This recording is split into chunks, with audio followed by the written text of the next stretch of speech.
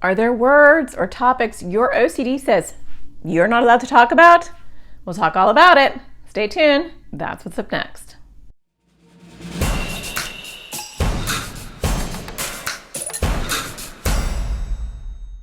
Hi, my name is Natasha Daniels. I'm a therapist and I make videos for people with anxiety or OCD. And today I want to talk to you about what OCD demands of you. Often OCD does not want you to talk about certain topics or use certain words. And we're going to talk about what to do with that and how it impacts you. But before we get started, don't forget to subscribe, hit the bell so you get notified because I do make new videos every Thursday. Okay, so a common compulsion, and yes, it is a compulsion, is to avoid certain words. I can't say this word. I don't want other people to use this word. If I hear this word, I get triggered. And a lot of times it's multiple words related to your core fear or your OCD theme. Or there's topics you cannot hear or you don't want to talk about.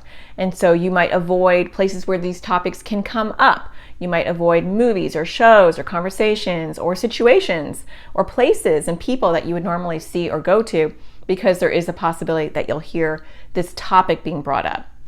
And normally that is related back again to your core fear or one of your OCD themes. The problem with that is, yes, in the short term, it feels good. It feels like you have some sort of control, right? If I just don't hear these words, I'm good. If I just don't hear anyone say those words and I don't speak them, we're good. If I don't hear that topic, my stress remains low. And so I feel like I have control. If I can just keep these rules going, then OCD won't bother me. However, it's kind of like quicksand. You get in there and you think you're gonna that you can swim out of it, and it sucks you in further and deeper until you're drowning.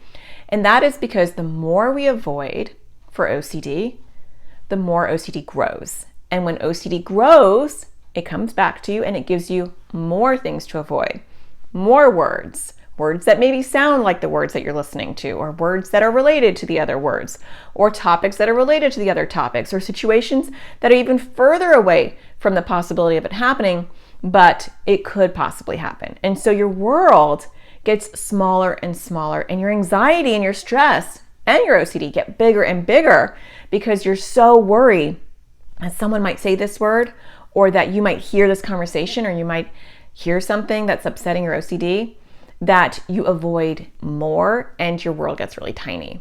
And so it actually creates a bigger problem and more stress long term. Even though short term it feels like you have some control and you're doing something good for yourself, it's actually harming yourself in the short and long term. And not to mention that it is actually really hard for family members to deal with this, because then they're given a list of rules to talk about this or don't talk about that, don't use these words in front of me, or don't say these words at all. And that becomes very constraining and stressful for your family, or the people that love you, the people that are around you. And the truth is, when you get outside of your little cocoon and you go to school or work, or you're just out in the world, people are going to say these words. People are going to speak these topics. And so you can't control those people. And if you're not building your OCD muscle to tolerate the exposure of hearing these words or talking about these topics, then you have very weak OCD muscles. And like muscles in general, if they're not used and they're not there, it makes everything harder, right? It's heavier lifting, metaphorically. And so if I'm not practicing how to handle the discomfort that these things bring me in small levels, not all at once, but incrementally, one small step at a time, then when I go out into the world, which you should go out into the world because you want to live, you're going to be overwhelmed because you have no muscles to handle the discomfort that it's going to bring. So my suggestion for you, even though I know this is a hard thing to do, easier said than done for sure, is start to slowly expose yourself to those words and eventually to those topics that bring you that discomfort, so that you can learn how to handle the discomfort, so that you prepare yourself for when out in the world people are going to say these things anyway and you're not going to have any control.